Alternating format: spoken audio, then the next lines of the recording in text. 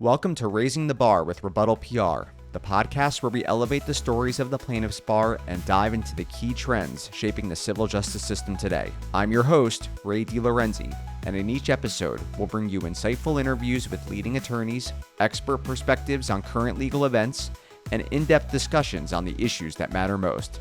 Now let's jump in. Hey everyone, welcome to Raising the Bar with RebuttalPR. I'm your host, Ray DeLorenzi. Today we have a special episode. I had the pleasure of being interviewed on a podcast that's done by GAVL, a very popular legal vendor in our space that does websites, SEO, digital advertising. GAVL is a good friend of ours. They also created RebuttalPR's website, did an amazing job with it. Ryan Raplee with GAVL had me on his podcast. It was a really great, fun, interesting conversation. And today we present that episode to you unedited. So please sit back, listen, and enjoy. Welcome to another episode of the Behind the Gavel podcast. I'm your host, Ryan Raplee, co-founder, CEO of GAVL. GAVL is a legal digital marketing agency. We specialize in websites, search engine optimization, paid ads, high-end cinematography, you name it. We help lawyers get connected to clients and help their brands. Today is a very special episode. I am joined by one of my good friends, and actually their client, but good friend, someone who's been in this industry for a long time, Ray DeLorenzi of RebuttalPR. He is a strategist who has helped shape the narrative in some of the most high-profile mass torts and class actions of the past 15 years. From the halls of Congress to the courtroom, Ray has led communications campaigns tied to verdicts and settlements totaling tens of billions of dollars. He's worked alongside disabled former athletes, sexual abuse survivors, and individuals harmed by defective products, building media strategies designed to help clients secure justice in the most challenging circumstances. A 5-time Law Dragon Global 100 leader in legal strategy and consulting, Ray previously served as communications director for the American Association for Justice and was a partner at a DC-based public affairs firm. A graduate of the George Washington University, Ray now lives in the New York metro area. I met Ray several years ago at AAJ conventions, have gotten to know him better over the years. Great client of ours. We have several clients of ours that work with Ray and his team at Rebuttal.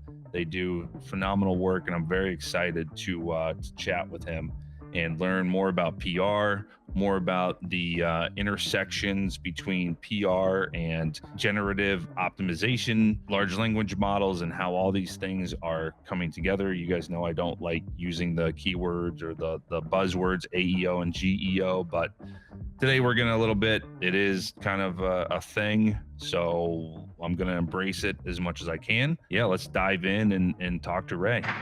Ray DeLorenzi, welcome to the show. Welcome to the 5th episode of the Behind the Gavel podcast. Very excited to have you on the show today.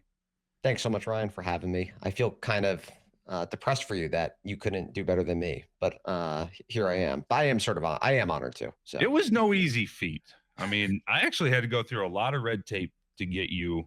There was a lot of emails, a lot of different people. You have like your own SWAT team over there at RebuttalPR. So kudos to you. Oh, I appreciate it. They protect me from myself. Little do they know what you're in store for today. So for people meeting you for the first time, let's just share a little bit about yourself and why lawyers should care about PR right now. Yeah, sure. So let me do a little wind up. I started RebuttalPR end of 2020 out of the pandemic. Like a lot of folks had a existential crisis of what I wanted to do with my life.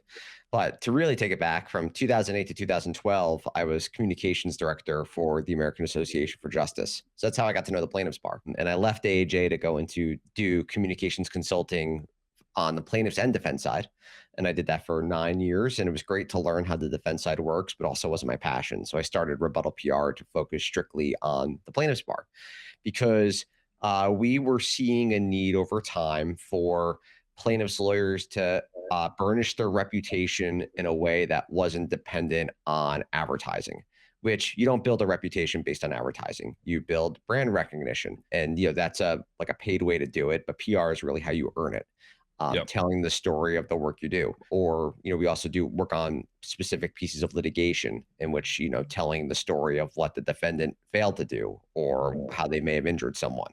So defense firms and corporations have used PR in a pretty sophisticated manner for decades. The plaintiff's bar has been behind that in some respects, but we've been trying to fix that. Why do you think that is? Just out of curiosity, why do you think the plaintiff side has been so far behind? I know even like from the AI side, the defense side has had tools for so long that the plaintiff side has not had. But in PR side, why do you think that is? I don't think there's one reason. I think corporations just have sort of this built-in apparatus to have reputational concerns more top of mind. Protection And budgets, that kind of thing. yeah, that. And also, again, you're talking about a company that may be spending like hundreds of millions or billions of dollars in paid advertising. So protecting their reputation from PR, it's like a hedge, to protect against that, almost insurance.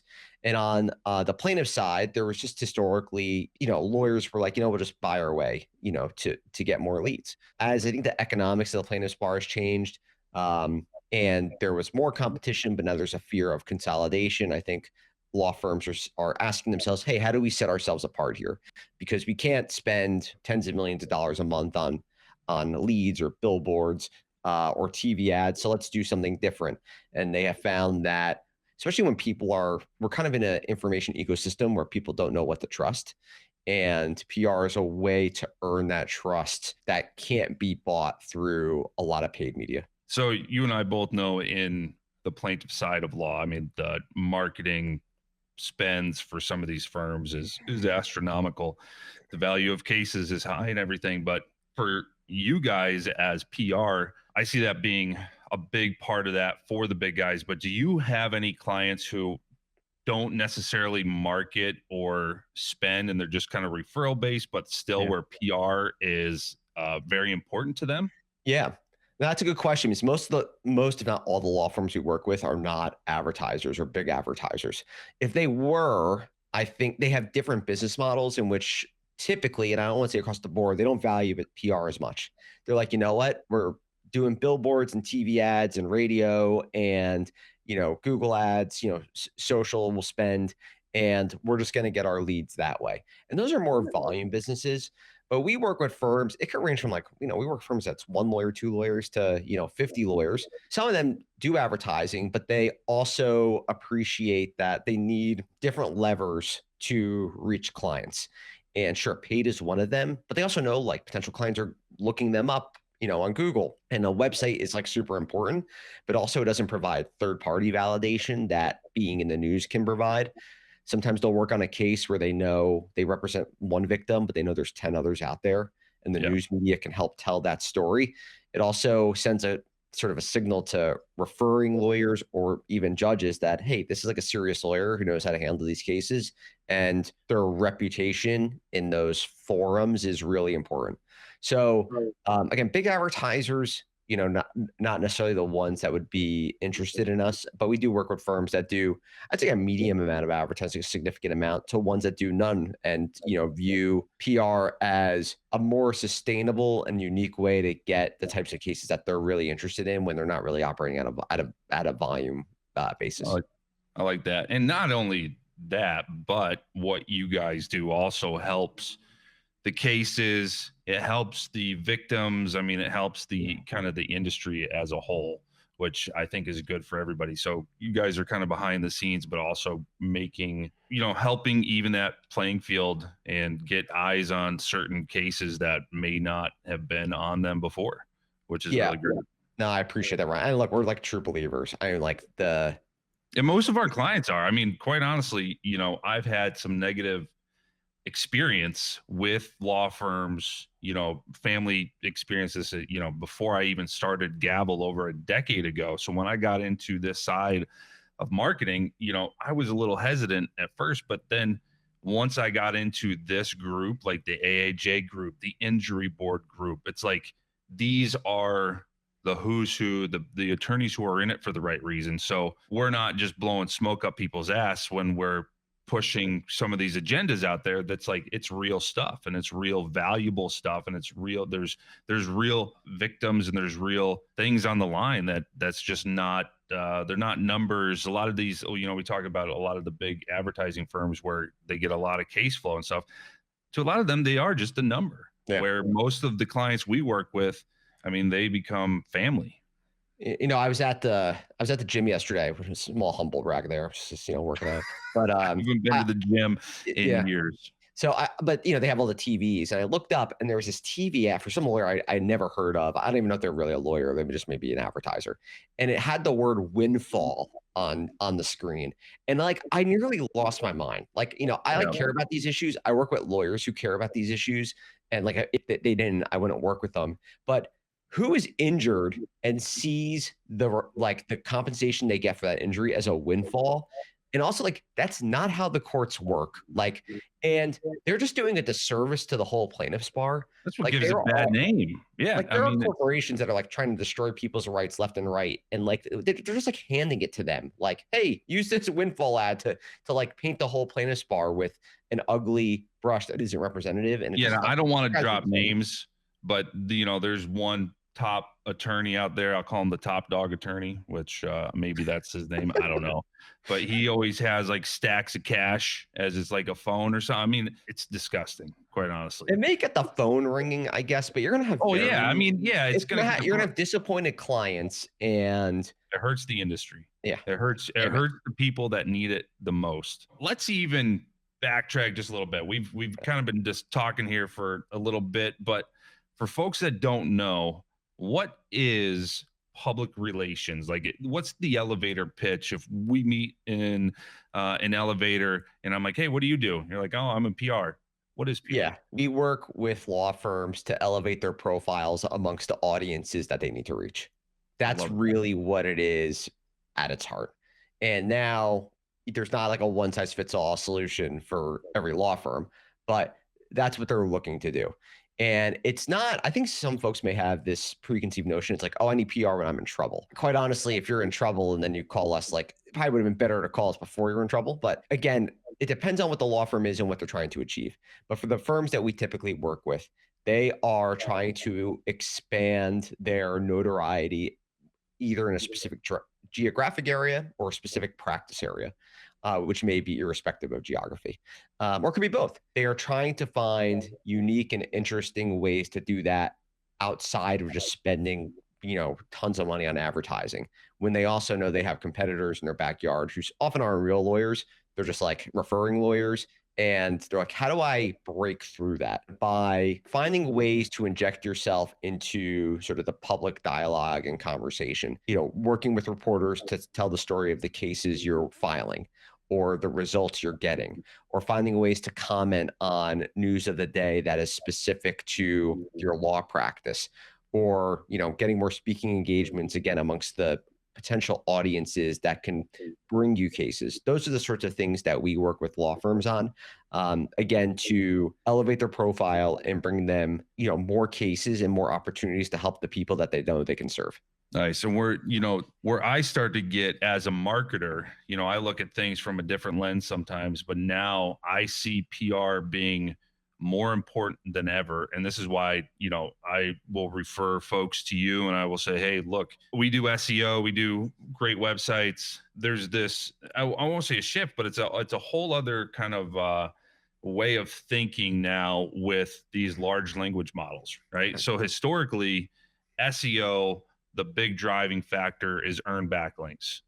Now, and with PR could help do that, which was great. But a lot of times you get mentioned in an article and you don't get a backlink because it's a news site that, and historically there wasn't much value to that from a pure SEO standpoint. Sure, brand reputation management, all that stuff, great. But now we're seeing where brand mentions are the new fuel for being in the consideration for visibility in the large language model results. So people throw out the word generative engine optimization, GEO.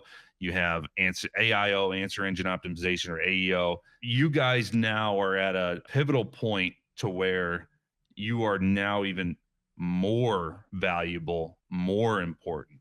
Are you guys seeing this like more leads coming into you guys where people are just talking about AI overviews and getting brand mentions, or what do you guys see out there? Yeah, it's an interesting time. And also, I mean, everything you said is correct, where more and more potential clients are using AI to find a law firm. Just put aside the law firm for a moment. We've had more people call us interested in working with our team. And I always ask, hey, how'd you learn about us? And oftentimes it's through AAJ, another lawyer we work with referred. More and more, it's they found us through AI, which is like really fascinating. We've seen that tick up in the last probably 6 months. More than, but there was a study, and I can send to you after this. If you have show notes, you can put it in there. Yeah. There's this company called Muckrack, which is for PR professionals. It's like a database that helps you get contact information for reporters. It's like one of our tools to the trade. And they put out a report a couple of months ago that looked at how AI was ranking different types of websites, based upon someone's query. And the amount that AI is using journalistic sources far more than, typically Google would really rely on someone's own website. Yep. AI weighs that with some value, but they are really looking for third-party references to find, who makes the most sense. And you're seeing certain news outlets come to the top. Reuters and Axios were like two of the ones that ranked really highly, but that, I think like the Washington Post and New York Times are, outlets you would think would be high, but the models are, pulling in and vacuuming up that data, and they are relying on it, much more so than self-created information to decide, how they're going to answer a query. There's a law firm we worked with. They had a big verdict like 2 weeks ago, within like probably 3 days of that. If you asked, hey, who's like the best law firm I've been injured in, and we put their geography, they were number one, and the citations were to that verdict that happened less than 72 hours prior.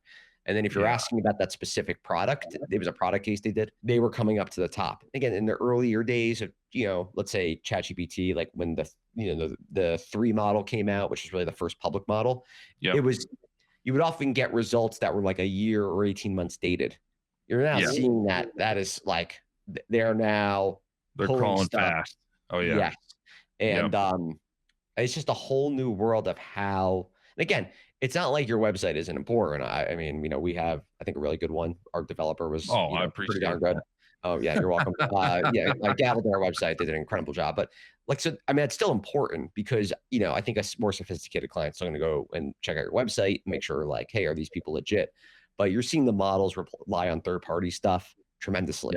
The last thing I'll say, Ryan, before I shut up is I think there was this idea from, let's say companies that I don't think were like trying to do some tricks and gimmicks to get like backlinks or references on garbage websites. I'd often see it done like on like Forbes or like Entrepreneur, like this pay to play garbage.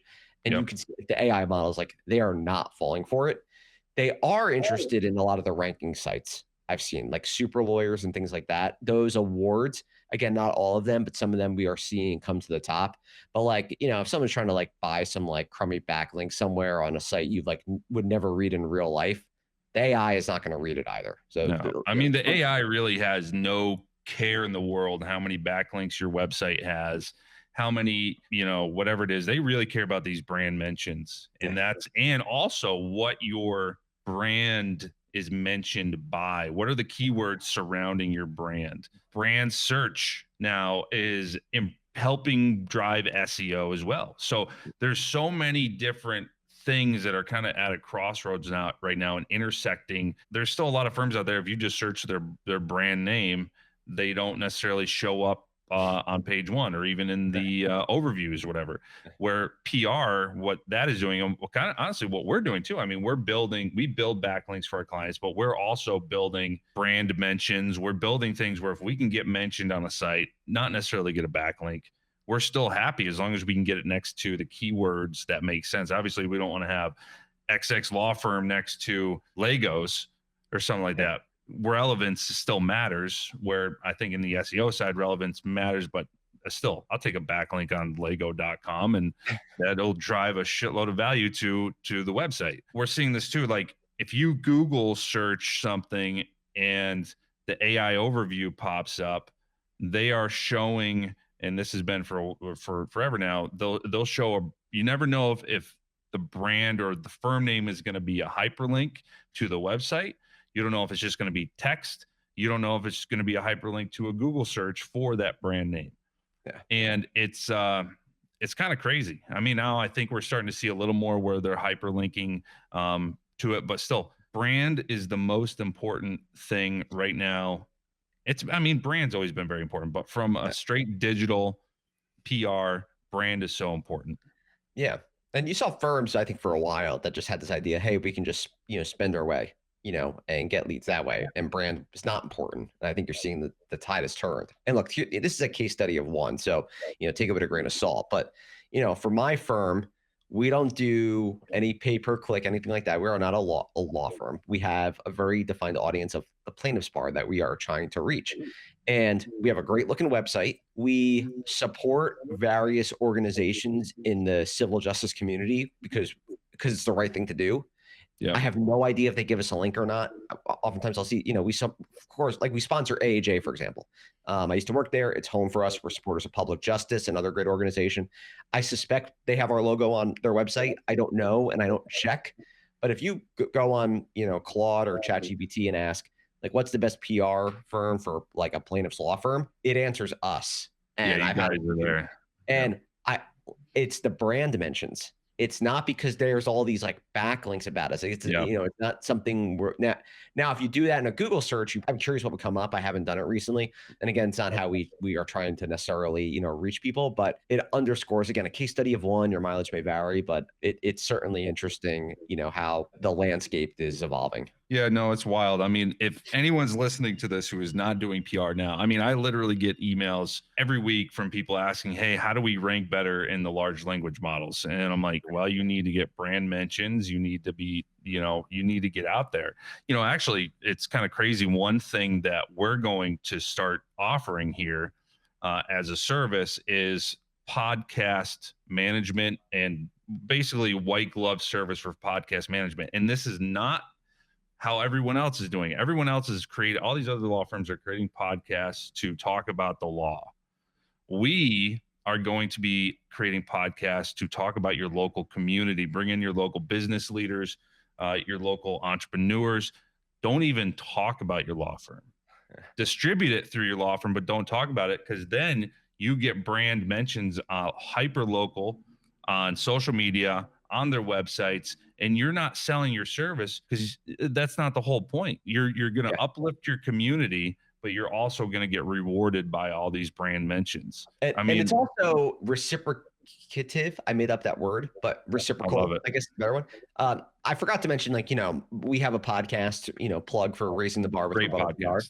Thank you. That probably had a good deal to do with our LLM ranking and appearance. And I shouldn't have sort of been dismissed or didn't mention it earlier. Again, I don't know for sure, but in our podcast is, it's not talking about the work we do. We bring in really amazing trial lawyers to talk about their practice and how they became lawyers. And we do it because it's interesting and people really enjoy it. And they're sharing it. Yeah. And that's one, there's one trial lawyer, I won't mention who they are, but they are an incredible trial lawyer. Like, everyone knows who this individual is. And if you search this person's name in Google, our podcast comes up first, not even their own website, which is like wild. Again, I don't know. They need some SEO help. So send them my way. This lawyer, let me tell you, they are not struggling. They are in demand, and they do amazing work. I think that's, great you guys are doing that, Ryan, because I especially if you, and I think the approach is right. Let's say you are trying to do more in Sheboygan. Sheboygan is always my town USA. Where is Sheboygan? Hold on. What Wisconsin, state?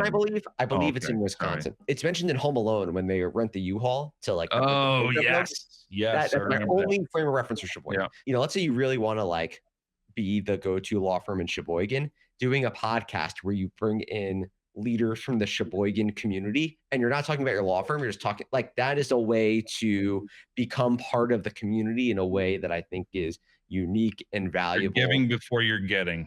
Yes.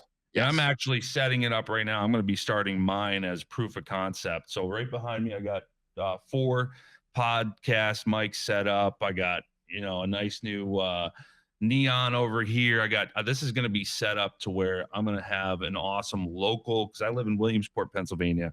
There is no local podcast here. No one, and we have so many great stories and there's this rich history.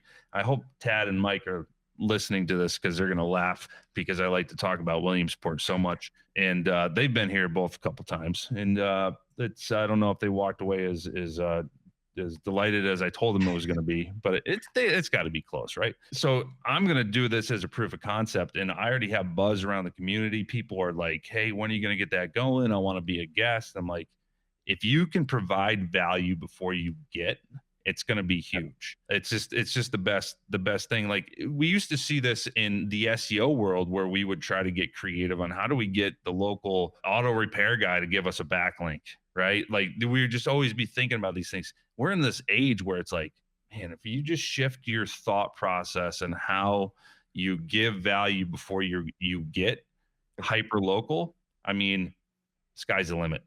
Yeah. The one, we hear from clients are like, oh, I want to do a podcast. And I think this is in anything you do, whether it's a podcast, you're doing SEO, you're doing PR work, you have to be consistent. And if you you have to have intent behind it. Like that's the thing too. Like everyone's like, hey, I just want to do a podcast. Everyone's doing a podcast. All right. So what's your intent? Why do you want to do, like, you can't just do something to do something. You have to have a reason behind it. Yeah. Our podcast, I came up with the idea. It was just like one of those random things that I screamed out. And people were like, huh, it took us a year from the time we thought of it to airing the first one. And it's not like we were dragging our feet. It was like, what do we want to talk about? What are the design elements around it? And also, we always ask when someone's like, I want to do a podcast. I'm like, okay, how often are you going to do it? They're like, do it once a week. And I'm like, are you going to carve out that amount of time? Because, it's not easy. No. And consistency, the podcast doesn't need to be A+++. It should be very good. But if you are looking, like, being very good but consistent is a lot better than being A++ and not being consistent. Because like, if you're going to commit to it, you need to see it through. Otherwise, it's not worth the trouble. I mean, I'm only on my 5th episode for this Behind the GAVL podcast, and I've already learned a lot in just 5 episodes, and the more you stay consistent, the more you're going to get better, the more you're going to feel more relaxed. And it's just like, it's so rewarding too, because it gives you a reason to get into your community, talk to these people. Next thing no one necessarily knows you when you go down to the pub, but now you're going to go down and somebody's going to come up, hey, thanks for talking about my friend, Mary Jo, who's the local pasta maker or something like that. It's just, it's small world stuff. And most of our clients are living in communities where not everyone's in Chicago and the big cities. Let's keep moving because I have a couple more questions for you. Far away. So does it matter, and we just kind of talked about this, doesn't matter whether the coverage is national or local media? Who are you trying to reach? And of course, I mean, it definitely matters, but one is not worse than the other. We've worked on cases that, let me try to give an example. Oftentimes, and I mentioned this before, there's a victim that a law firm was representing, but there are 10 more or 20 more in that community. Okay. Let's say it was, you often see these, unfortunately, in abuse cases, or you could have, a doctor who's like committing widespread med mal on a patient population. It makes national news because it's such like a horrific set of circumstances. And, the national news it can be important for that lawyer and that law firm. But in terms of reaching potential plaintiffs and other people who have been injured, the local news often drives that more. The interesting thing about, I think, the media environment, I think there is this notion, which is totally incorrect, that like, oh, the media is dying, blah, blah, blah. A lot of news outlets have huge business problems. Like, don't get me wrong, but there are more ways than ever for people to get information. And that is not shrinking. It is only growing and growing and growing. It's very much, choose your own adventure in terms of how you want to get your news. You can go to, a local news outlet, like local TV still gets huge numbers. I think people are dismissive of. Like, people can go read a Substack. There's a ton of ways for people to get information. So again, sometimes, we work on something and there may be an audience of like 5 people. Like, it could just be like the defendant and their general counsel you're sending a message to. That's my long-winded way of answering. It matters, but one is not better than the other. Yep. So here's a question for you, actually, that just came to mind because we're talking about LLMs and stuff. But if you get a client, say, on local news, do they get rights to reuse that content, like that footage, like whatever was aired, or no? No, that's owned by the news outlet.